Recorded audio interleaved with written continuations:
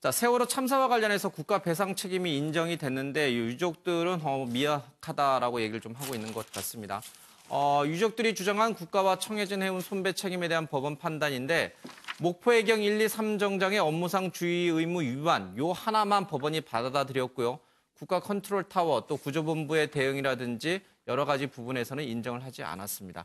유가족들은 정부와 청해진 해운의 잘못을 구체적 명시해주길 원한다라고 얘기를 하고 있습니다.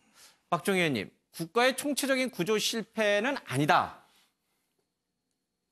그리고 이것이 많은 사상자를 냈던 인과관계는 아니다. 이게 이제 법원의 판결입니다. 최초의 구조 환경에서의 문제점만 이제 인정을 했어요.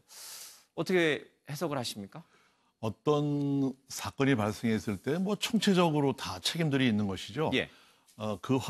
사고가 있기 전에 뭐 제도라든가 법령의 정비라든가 뭐 관리 감독 문제도 있을 것이고 또 사고가 났을 때 초동 조치가 어떻게 되고 시스템에서 움직이는 게 되는데 뭐 세월호 희생자 유가족들이야 더 자세하고 소소한 뭐 대통령이 뭐 7시간 동안 뭐 했느니 제대로 조치를 했느니 왜 그 종합상황센터에는 늦게 나타났느니 뭐 여러 가지 뭐 일이 있지 않습니까? 그런데 그런 정도가 이제 법원에서 그 해경 구조대 초동 조치에서 퇴선 명령을 내리지 않고 했던 그거에 딱 특정한 것은 굉장히 법원으로서는 신중한 조치라고 생각을 해요. 그것을 이제 뭐 목포의 해난 구조 정비 센터라든가 또 뭐 행안부의 무슨 상황실이라든가 이런 걸 다 따지다 보면 다 실수가 있는 것이죠. 그런데 그것이 이제 지금 여러 가지 지금 재판이 진행되고 있지 않습니까?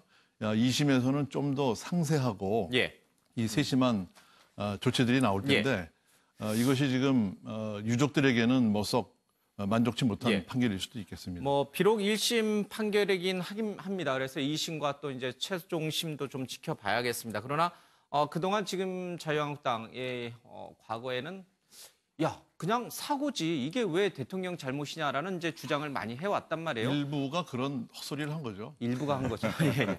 그러나 오늘 1심 판결을 보면 혹여 그 헛소리라고 말한 그 부분을 그러면 법원이 손을 들어준 건가? 이런 이제 오해를 불러일으키기에 충분한 대목이 분명히. 근데 이것은 이제 민사 재판이기 때문에 형사 재판이 아니란 말이죠. 그러니까 그런 세세한 것들이 다른 이제 법원들의 판결과 함께 저는 2심에서 조금 취합이 될 거다라는 생각을 하고 있습니다. 알겠습니다. 박종희 의원께서 워낙 이렇게 합리적인 말씀을 해주셔가지고 과거에 그렇게 주장했던 사람들이 그래 맞아 우리 말이 맞았다 이렇게 생각할까요? 신청자님은 어떻게 보십니까? 뭐 그렇게까지 확대 해석한다면 정말 그 반성이 없으신 거고요. 이 재판 결과 판결문을 더 상세히 좀 봐야 되겠습니다만 알려진 그 판결의 요지들을 봤을 때 좀 납득하기 어려운 부분이 두 가지가 있습니다. 하나는 그 형사 사건에서 엄격하게 형사 책임을 물었던 것과 민사 책임의 범위는 다를 수 있는데 엄격한 형사 책임의 범위를 벗어나지 못했다. 그리고 그 형사 책임의 범위도 이미 이전 정권 하에서 그 결론이 내렸던 그 형사 책임의 좁은 범위를 민사 책임에서 폭넓게 인정하지 못했다라는 점은 저는 2심에서 이건 분명히 변경의 가능성이 있다라는 게 있고요. 하나는 위자료 산정에서 국민 성금을 많이 받았으니까 위자료 산정을 적게 하겠다라고 하는 판결은 전혀 납득할 수 없습니다. 그러면 국민들이 성금 많이 내면 위자료는 마이너스가 되나요? 국가의 책임이 마이너스 되는 거 아니거든요. 국민들의 도와준 마음과 국가의 책임을 돈으로나마 위자하는 부분은 전혀 다른 부분이기 때문에 이 판결은 법리적으로도 전혀 납득하기 어렵습니다. 2심에서 이 부분도 저는 변경될 거라고 보입니다. 논란은 좀 계속 이어갈 것으로 좀 보이네요.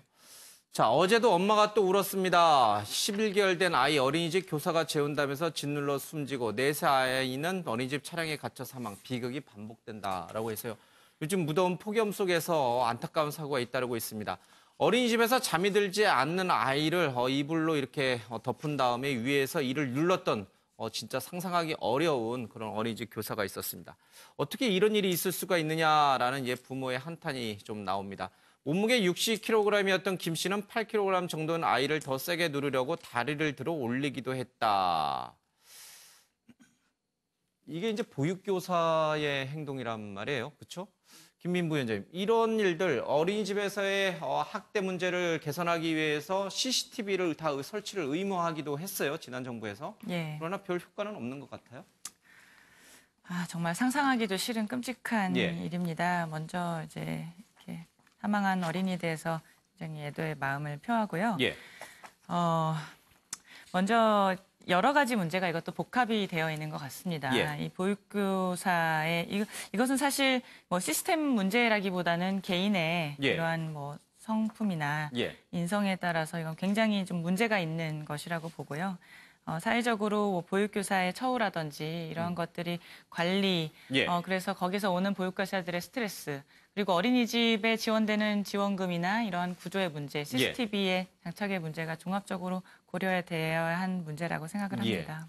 어린이집에서 발생하고 있는 이런 비상식적이고 비극적인 사건, 그리고 또다시 통학 차량에 아이를 그냥 방치해서 아이가 이 뜨거운 무더위 속에서 숨지는 일들.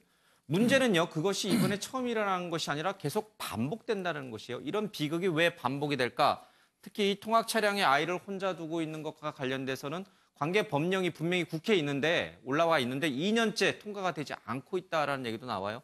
뭐 운전기사가 전자석을 이렇게 확인한 다음에 시동을 끄도록 그렇게 만드는 장치도 분명히 있는데 이런 모든 것들이 제대로 국회에서 통과되지 않으니까 이 비극이 계속 반복되는 거 아니냐라는 분명한 지적이 있습니다.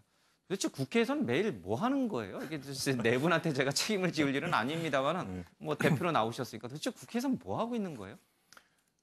국회에서도 열심히 일하고 계시겠죠. 저도 무슨 일을 열심히 하고 있는 건가요? 뭐 입법을 위해서 서로의 어떤 정권을 잡기 위해서 뭐 서로 지지고 볶고 열심히 하고 있겠으나 지지고 볶고. 근데 정말 이런 민생에 관련된 정말 우리 국민들이 피부로 느껴지는 정말 급한 것들이 바로바로 해결이 안 된다는 거는 이게 심각한 문제라는 거 참 그게 바뀌지 않는다는 게 너무 안타까운 현실인 것 같고 저도 이제 아이가 겨우 4살밖에 안 돼서 이런 문제가 정말 남일처럼 보이지가 않습니다.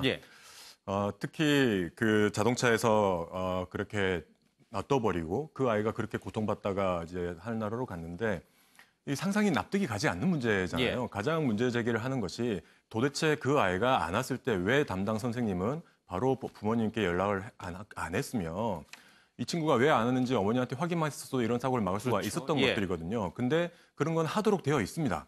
하도록 되어 있는데 그것이 이제 강제시 되어 있지 않기 때문에 이런 것들이 정확히 지켜지지가 않는다는 거. 이거는 우리나라에 정말 팽배해 있는 안전불감증의 문제이기도 하지만 우리는 조금 더 이 매뉴얼에 대해서 특히 생명과 안전에 직결되는 매뉴얼은 정말 일본을 좀 본받을 필요가 있다고 생각합니다. 우리가 일본에 가면 이게 뭐 완전히 매뉴얼 사회라고 하지 않습니까? 그래서 너무나 이게 답답할 만큼 그 매뉴얼을 정확하게 지켜나가는 사회인데 근데 그거를 우리가 이렇게 안전과 생명에 직결되는 부분에서는 우리가 좀 배울 필요가 있다고 생각을 합니다. 그래야지 이런 엉뚱한 사고가 일어나지 않을 것이며 우리가 항상 이제 빨리빨리라는 문화가 있잖아요. 그래서 뭔가 이런 법을 만들다거나 어떤 규칙을 만들더라도 이것도 없어지는 것도 빨리빨리 없어져 버리는 것 같아요. 그래서 이런 것들은 정말 철저하게 매뉴얼을 만들고 그리고 지켜나가는 사회가 필요하다. 그리고 한 가지만 더 말씀드리자면 이번에 피해받은 아이들 보면 특히 이제 돌도 안 지난 아이들이 있지 않습니까? 이런 어린이 학대가 일어나는 것들은 대부분 자기들 의사표현이 안 되는 애들이 많습니다. 그래서 이거는 우리나라 사회 전반에 육아에 관련된 환경, 이건 전반적으로 볼 필요가 있다. 이거 보육 교사들만의 문제는 아니라고 저는 봅니다. 아이와 관련된 문제는 특히 좀 처벌이라든지 그 법적인 어떤 제재라든지 이런 것도 굉장히 좀 엄격하게 훨씬 더 강화를 하는 게 좀 필요한 게 아닌가 싶은 생각이 좀 듭니다. 예를 들면 뭐 미국 같은 데서는 차량 안에 아이를 혼자 둘 경우에는 그 부모조차도 체포해버리잖아요. 아동학대 내지는 등등으로. 살인죄. 그런 게 이제 인식이 돼 있으니 아이를 절대 차 안에 혼자 둬서는 안 된다는 게 미국민들 사이 머릿속에 아예 박혀 있거든요. 인명경시 풍조가 아직 우리 사회에 팽배해 있는 거죠. 그리고 무사안일주의가 있는 거죠. 그래서 작년인가요? 광주에서 그 아이가 갇혀 있다가 뇌사 상태에 빠진 아직도 못 일어나고 있는데 이 아이를 책임진 학원 원장이나 교사들이 고작 금고 4월밖에 안 받았거든요. 처벌이 너무 약한 거죠. 그러니까 이런 매뉴얼 강화도 필요하고 소양 교육이라든가 또 이런 아이를 깔고 어떻게 재우려고 했던 것은 제가 볼 때는 정신병적으로 무슨 문제가 있는 것인데 분노 조절 장애군이라든가 근데 이런 것들에 대한 관리 감독도 제대로 안 돼 있고 그다음에 처벌이 너무 약하다 보니까 웬만하면 그냥 대개 집행유예를 받고 나오거나 혹은 처벌을 받아도 인근 지역에서 다시 또 어린이집을 또 개원할 수 있게 하는 현행 법령의 구멍이 너무 크고 이것이 재판받고 법원에 가면은 또 뭐 원장의 생계 유지 문제를 뭐 볼 수 있다, 합의를 했다, 뭐 이런 식으로 해서 약하게 처벌하는 것도 예. 사고가 반복되는 그런 요인입니다. 그러니까요. 그런 것들을 모두 다시 한번 이분께 재정비를 좀 했으면 좋겠습니다. 그 일을 누가 하느냐? 예, 국회에서 좀. 국회에서 이제 그걸 해야 되는데요. 예. 국회에서는 자기들과 관련된 문제를 굉장히 신속하게 처리합니다. 예. 그리고 사회적으로 큰 이슈가 있는 것들 빨리 처리해요. 근데 이런 것처럼 뭐랄까 좀 보이지 않은데 예. 많은 노력을 기울여야 되는 법령들은 그냥 법안 소위나 여기 가서 마냥 낮잠을 자고 예. 있거든요. 여기 계신 분들이 20대 국회 혹시 진출하게 되시면 그러지 않기를 바라겠습니다. 예. 자, 메태지 페미년 3일한 교실 내 여혐 일상적이다라고 하는데요. 지금 여가부 정현백 장관과 이 학생들, 교사들이 간담회를 좀 열었는데 너 메태지, 메갈리와 멧돼지를 합성한 말이다라고 해서 학교에서 페미니스트라고 선언하는 여학생들에게 보이는 남성 학생들의 이 성차별적인 발언들이 아주 수준이 넘었습니다. 여학생들은 얼평, 그러니까 얼굴 평가, 몸평에 시달리고 있다라는 얘기를 하고 있고요. 좀 이렇게 다른 조금 이렇게 뭐랄까요? 몸매가 좀 드러나는 교복을 입고 다니는 학생에게는 뭐 나랑 그거 하자 등등의 성관계를 연상시키는 그런 말들도 너무 노골적으로 좀 한다고 합니다. 메갈, 페미, 자박고 뭐 등등의 아주 이상한 얘기도 좀 하고 있습니다.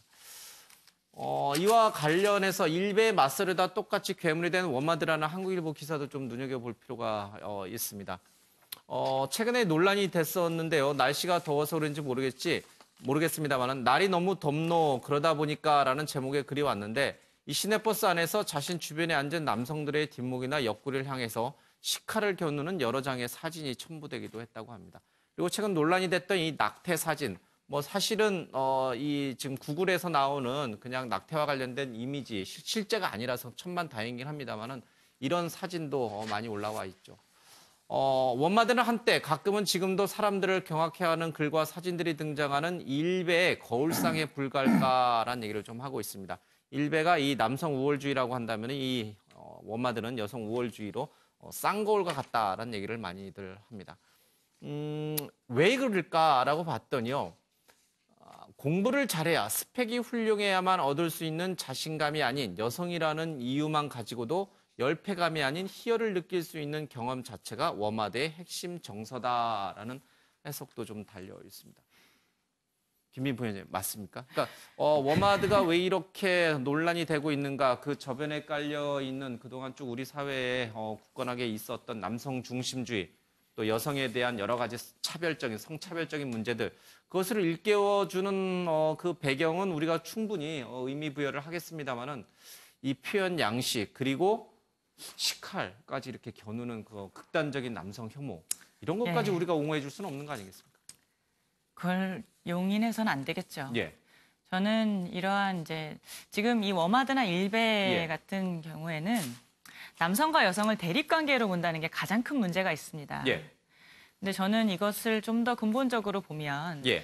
우리가 이제 인성이나 이제 배려나 예. 그러한 그 인문학적 소양보다는 뭐 점수라든지 학벌이라든지 지연 그리고 뭐 처음부터 출발점이 날 금수저 흑수저라든지 이러한 경제적인 배경 예. 그런 것들로 나중에는 뭐 성공을 가늠하고 예. 그것들이 커뮤니티를 이루어서 또 뭐 빈부격차가 심화되는 그래서 지금 젊은이들이 더욱더 좀 좌절감과 예. 그러한 것들이 극심해지고 그러면 이 작아진 파이에 내가 살아남기 위해서는 상대방은 죽어야 한다. 예. 그러한 감정이 삐뚤어진 표현으로 나타난 것이 바로 뭐 일베나 워마드 같은 것인 것 같아요. 근데 앞으로 이것들을 어떻게 해결해 주냐? 저는 이것도 뭐 경제 문제와 무관하지 않다고 봅니다. 예. 사회 구조적으로 양성을 동등하게 얼마 전에 그 SNS에서 굉장히 이슈화된 영상이 있었는데 북유럽의 아이들에게 테스트를 한 거예요. 예. 예를 들면 똑같은 일을 했는데 여자아이에게는 남자아이가 준 것보다는 훨씬 적은 양의 사탕을 준 겁니다. 근데 이해하지 못한 현상이잖아요. 그렇지만 이것들이 현실 세계에서는 이루어지고 있는 것이란 말이에요. 그래 그러한 좌절감들을 사회가 어떻게 극복해 줄 것이냐에 대해서 좀 더 뭐 예를 들어 사회에 나와서 당황하기 전에 좀 더 뭐 교육이 중고등학교라든지 아니면 조금 더 학업에 이제 부모의 교육이라든지 이러한 것들이 좀 뒷받침되어야 한다고 예. 보고요. 이것도 사회 전체적으로 관심을 가지고 예.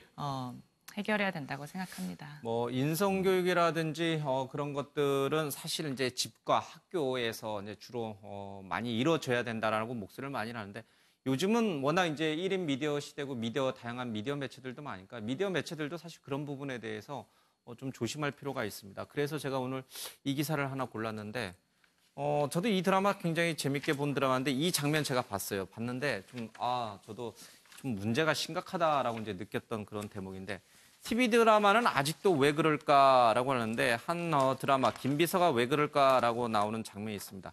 띵동 한밤중 혼자 사는 여자의 집 초인종이 울렸다. 잠자리에 누웠던 여자는 긴장해서 벌떡 몸을 일으켰다. 누구세요라고 묻자 나야라는 답이 돌아왔다. 익숙한 목소리에 놀란 여자가 재빨리 문을 열었다. 문 앞에는 여자의 직장 상사가 서 있었다. 김비서가 우리 집에 가기 싫다고 해서 내가 김비서 집으로 왔어. 오늘 같이 자자. 두 사람은 이제 연인 관계이긴 합니다만은 예.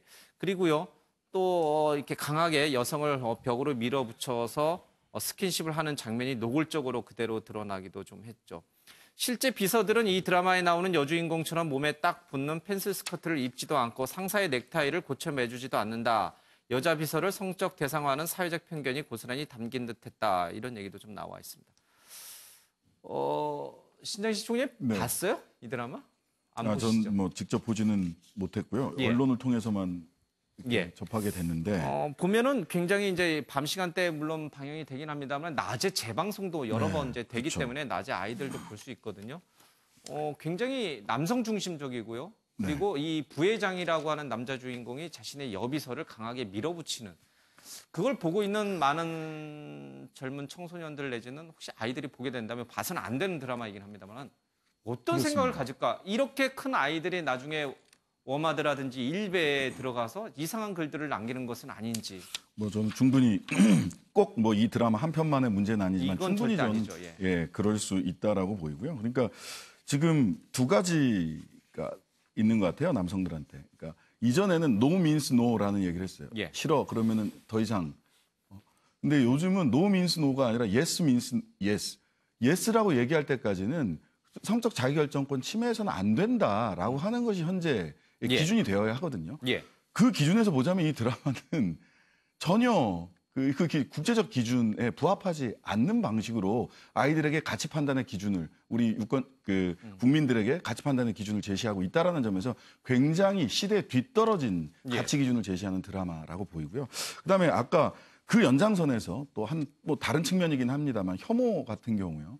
저는 혐오 표현에 대해서는 그 구조적인 왜 혐오가 나타나는가에 대한 구조적인 문제를 진단하고 구조 문제를 해결하는 것이 한 축이라면 한편으로는 이런 혐오 표현에 대해서는 헤이트 스피치에 대해서는 굉장히 단호한 법적인 제재와 기준을 가져야 된다고 생각합니다. 즉 예. 본인이 선택할 수 없는 것, 즉 행위 책임에 대해서 행위에 대한 책임을 묻는 것은 그것은 표현의 자유의 영역에서 분명히 보장돼야 됩니다. 하지만 본인이 선택할 수 없는 거거든요. 여성이다, 남성이다, 또는 뭐 성소수자다 이런 거 본인이 선택할 수 없는 것에 대해서 그 존재 자체를 비난하는 것은 명백하게 이것은 헤이트 스피치다. 예. 이 부분은 표현의 자유의 영역을 넘어선다라고 하는 법적 제도적 기준을 우리 스스로가 좀 가질 필요가 있다라고 생각을 합니다. 예. 항상 이제 표현의 자유와 이 공공선이라고 하는 부분을 어느 정도 이렇게 균형을 맞춰서 조정해 나갈지 이건 굉장히 어려운 문제인 것 같습니다. 어쨌든 이런 드라마들이 선풍적인 인기를 갖고 있고 이런 요소들 남성이 여성 또 상사가 부하 여직원을 강하게 밀어붙여 스킨십을 하는 장면이 실시간 시청률이 굉장히 높아요. 예. 이른바 뭐 막장 드라마들이 시청률이 높듯이 이 잘못된 남녀 이 성 인식을 좀 심어주지 않을까 해서 걱정이 되는데 참 안타깝습니다. 저도 이 드라마를 보지는 못했지만 이 기사를 통해서 이제 짐작이 되는 것은 저희가 안희정 지사 건 가지고 이런 또 위력에 의한 이런 것들에 대해서 국민적인 관심이 얼마나 많습니까? 그래서 뭔가 좀 시청자들이 봤을 때는 오버랩되는 것도 분명히 있을 것 같아요. 그래서 관심이 더 유발이 됐을 가능성도 있고. 근데 이러한 어떤 그 선정적인 내용 이런 것들이 드라마를 통해서 아이들이 다 보게 만들어지는 거. 얼마 전에 제가 오랜만에 영화 한 편을 봤는데 마약을 다루는 영화였습니다. 정말 이게 몰입돼서 너무 자극적인 내용들이 막 나왔는데 다 보고 나서 알고 보니까 이게 15세 이상 관람이 가능한 거였습니다. 이런 것들이 점점 이 자극성의 경쟁이 생기는 건 아닌가. 어떻게 이런 것들을 15세가 볼 수가 있지? 라는 생각이 들거든요. 이제 이거 다시 한번 검토를 해서 철저하게 좀 낮춰서 우리 아이들의 어떤 정말 이 맑은 정서를 만들어줄 수 있는 환경을 만들어야 된다고 봅니다. 안희정 전 지사 건은 지금 법적으로요. 이게 위력이냐 아니냐 가지고 이제 공방이 있으니까 이 드라마와 직접 뭐 비교하기는 좀 그렇습니다. 알겠습니다.